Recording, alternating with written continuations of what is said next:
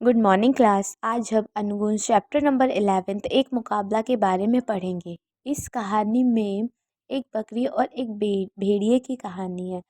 इस कहानी में एक बकरी होती है और एक भेड़िया जो कि बकरियों की जान के पीछे पड़ रहता है, लेकिन उसमें एक युवा बकरी जो होती है वह अपनी प्राणों की न्योछावर कर कर अपनी आज़ादी प्राप्त करती है।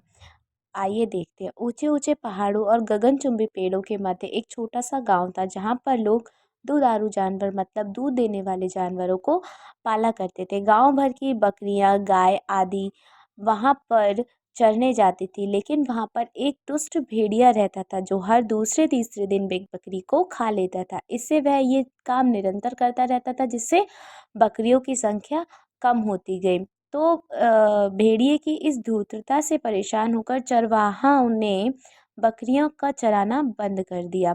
अब वह बकरियों को बाड़े में ही रखते थे, वहीं पर घास फूस लेके, और वहीं पर बकरियां जुगाली करती रहती थी।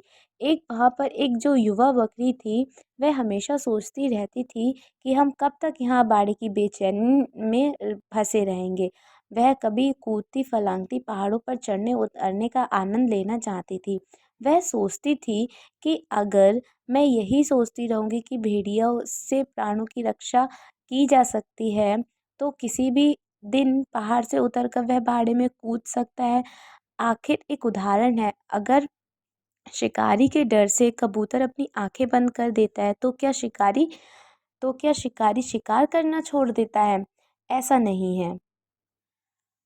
फिर वह सोचती थी कि अब मैं कब तक इस बाड़े में बंद रहूंगी। फिर एक दिन वह उस बाड़े से निकलकर स्वतंत्रता पूर्वक ऊंचे ऊंचे पहाड़ों पर चली गई। वहां पर हरी भरी घास को चुगने लगी, खेलती झरने से पानी पीने लगी और वहां पर एक पेड़ के नीचे विश्राम करने के लिए रुक गई। वहां पर बैठी एक कोयल की आवाज़ सुनकर वह प्रसन्न होने लगी। वह सोच रही थी, अगर भेड़िया यहाँ पर बाय चांस आ जाता है तो वो कैसा होगा, दिखने में कैसा होगा, वह किधर से आएगा, उसके सामने आने पर वह क्या करेगी। यह बकरी के दिमाग में उसकी बातें घूमने लगी। इतने में एक कौवा काव काव करने लगा। तभी अचानक से भेड़िया जो था वह दबे पाँव बकरी के पास आने लगा। उसने सोचा कि बहुत दिन से मुझे नरम नरम मांस खाने को नहीं मिला है, आओ अब आगे मैं इस बकरी को देखकर खुश होता हूँ। तो फिर वो भेड़िया मुस्कुराते हुए बकरी से बोला, तुम अकेली यहाँ क्यों भटक रही हो? तुम तो इतनी सुंदर हो, इतनी प्यारी हो, मैं भी अकेला हूँ, क्यों ना तुम और मैं यहाँ के पर्वतराज मतलब पर्वतों की सैर करें। बकरी जो थी वह समझ गई कि इतनी मीठी मीठी बातें मुझे फंसाने के लिए कर रहा है, लेकिन उसने मना कर दिया। बोली, मैं नहीं जाऊंगी कहीं, मैं तुमसे सामना करूंगी। तो वो भेड़िया कहने लगा, मैं तुम्हारी हिम्मत की दाद देना चाहता हूँ। तुम इतनी सी छोटी सी उम्र में मुझसे अकेले ही घूमने चली आई। मुझे साहसी प्राणी बहुत अच्छे लगते हैं, ऐसा भेड़िए ने कहा। बकरी उसकी रस भरी बातों को सुनने नहीं आई थी। वह तो भेड़िए के मुंह में लगे खून को देखना चाहती थी। बकरी ने भेड़िए के क्रोध से देखा और पीछे हटकर इतनी जोर से टक्कर मारी, असावधान भेड़िया संभल ना सका और औंधे मुंह गिर गया। देखिए, जब हम किसी को बहुत ही कमज़ोर समझ लेते हैं तो हमें लगता है कि हमसे ज़्यादा ताकतवर कोई नहीं होता, ऐसा नहीं है। भेड़िया जो था वह बकरी को बहुत कमज़ोर समझता था, लेकिन बकरी कमज़ोर नहीं थी। बकरी अपनी पूर्ण स्वतंत्रता के लिए कुछ भी करना चाहे। मुझे साहसी प्राणी बहुत अच्छे लगते हैं, ऐसा भेड़िए ने कहा। बकरी उसकी रसभरी बातों को सुनने नहीं आई थी। वह तो भेड़िए के मुंह में लगे खून को देखना चाहती थी। बकरी ने भेड़िए के क्रोध से देखा और पीछे हटकर इतनी जोर से टक्कर मारी, असावधान भेड़िया संभल ना सका और औंधे मुंह गिर गया। देखिए, जब हम किसी को बहुत ही कमज़ोर समझ लेते हैं तो हमें लगता है कि हमसे ज़्यादा ताकतवर कोई नहीं होता, ऐसा नहीं है। भेड़िया जो था वह बकरी को बहुत कमज़ोर समझता था, लेकिन बकरी कमज़ोर नहीं थी। बकरी अपनी पूर्ण स्वतंत्रता के लिए कुछ भी करना चाहती।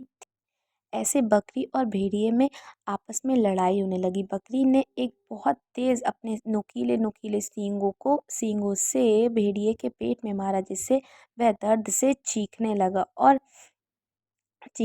और वह असहाय और निर्बल हो गया एकदम से। जब बकरी ने उसको मारा तो वह एकदम निर्मम हो गया। उसने सोचा कि अब मैं इस अगर मैं यहाँ से चला गया तो मुझे यहाँ पर खड़ा होना उचित नहीं लगा। जैसे तैसे साहस बटोरकर वह बकरी की ओर तेजी से बढ़ा।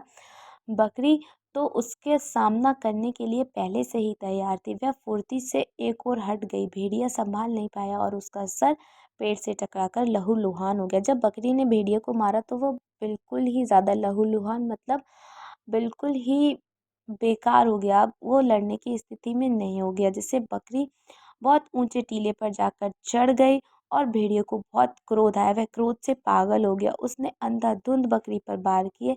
बकरी ने भी लेकिन हार नहीं मानी। उस अत्याचारी से डट कर सामना किया। वह डट कर अंतिम सांस तक भिड़ती रही और लड़ते लड़ते बेचारी बेदम हो गई। वहां पर जो लड़ाई हो रही थी, वहां पर ऊपर पेड़ पर एक कौवा और एक कोयल बैठे हुए थे। कौवे ने कुटिलता से मुस्कुराते हुए कोयल से कहा, ये तो होना ही था। भेड़िए ने भिड़कर भला बकरी को क्या लाभ हुआ? कोयल ने गर्व से जवाब दिया, ये सत्य है। ये साहसी बकरी उस दुष्ट भेड़िए के हाथों मारी गई, पर वह घुट घुट कर नहीं मरी।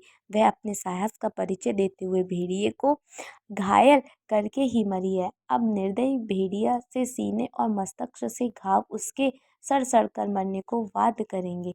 उसे भी बकरी ने सबक तो सिखा ही दिया। अ, बकरी भी बहुत बहुत ज़्यादा परेशान होकर उस भेड़िए से लड़ने पहुंची कि जब तक मैं नहीं लड़ूंगी तब तक ये काम नहीं चलेगा। कब तक ये भेड़िया बकरी को मारता रहेगा और बकरियां भी ऐसे मरती रहेंगी? कब तक चरवाहा चरने नहीं जाएंगे? अंत में ये हुआ कि बकरी मर गई, लेकिन वह स्वतंत्रता पूर्वक मरी। वह अपनी आज़ादी को देखते हुए मरी। और वहाँ पर उस शहीद जो बकरी थी, उस पर सभी बकरियों ने बहुत साहस दी। सबने सोचा कि अगर हमने इसका साथ दिया होता तो ये नहीं मरती, ये अकेले नहीं मरती। और इससे ऐसे ही भेड़िया भी मर गया और सब कुछ सही हो गया। इस कहानी से हमें ये शिक्षा मिलती है, हमें कभी किसी के दबाव में नहीं रहना चाहिए। हमें अपनी लड़ाई स्वतंत्रता पूर्वक लड़नी चाहिए। Thank you class.